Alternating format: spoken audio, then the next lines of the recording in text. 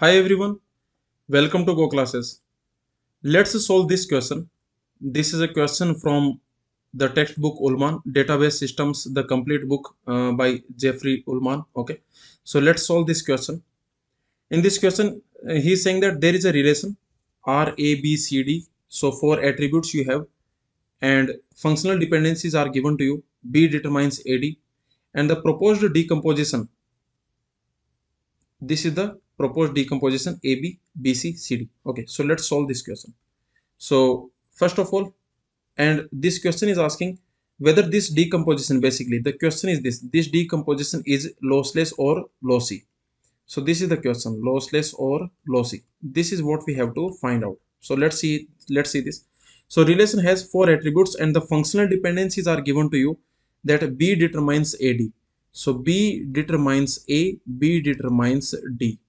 So I can write it like this. Okay, and what you can do here, you can notice this is the decomposition. So this is a non-binary decomposition. This decomposition is non-binary decomposition.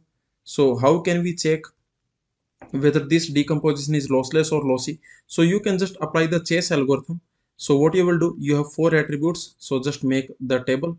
So you have four attributes A, B, C, D. These are the four attributes, and you have total three sub relations. Okay, so we have relations R1, R2, R3. So total three sub relations we have.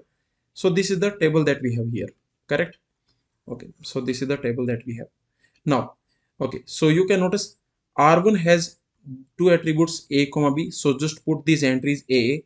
R2 has BC and CD. So okay, this is BC and this is CD. So these are the entries. This is the initial setup. Remember, this is the initial setup that we have. Now what to do? After this initial setup, what we can do, you can notice that B determines A. What it means? It means that if two tuples have same B value, these tuples have same value for B attribute. So these tuples must also have same value for for A attribute. These two tuples must also have same value for the A attribute. So what will happen? If these two tuples have same B value, then these two tuples must also have same A value. So this also will become A. Correct?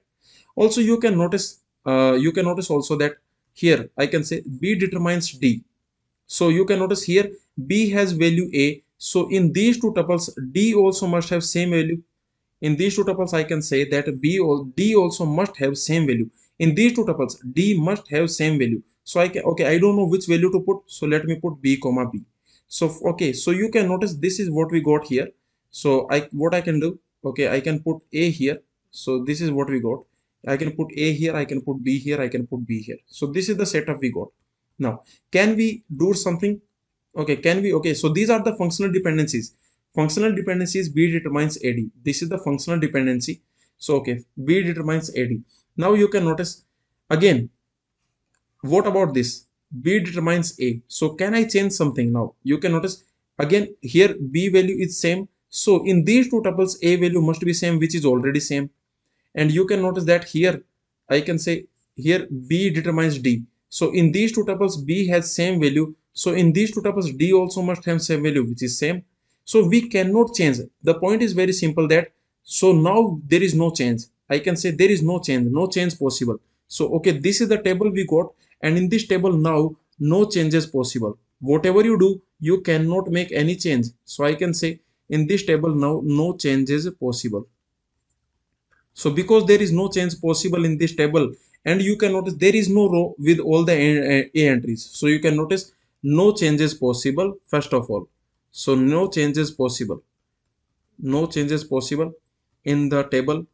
In the table, I can also say that there is no row. There is no row with all A entries. There is no row with all A entries. Okay, so I can say that this is lossy decomposition. So this is actually lossy decomposition. Okay, so this decomposition is lossy decomposition because there is no row with all A entries and no changes possible. So finally I can say that this decomposition is lossy decomposition. Okay,